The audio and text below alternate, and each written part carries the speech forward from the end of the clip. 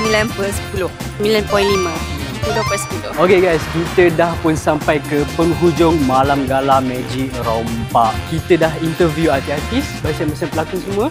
Kita dah interview juga penonton-penonton yang datang untuk malam ini.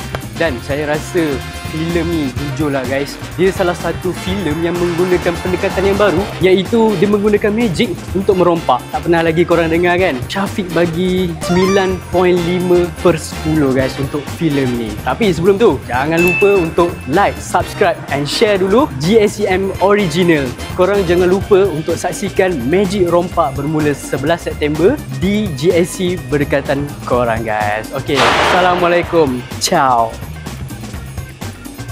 Ya. Kau siapa?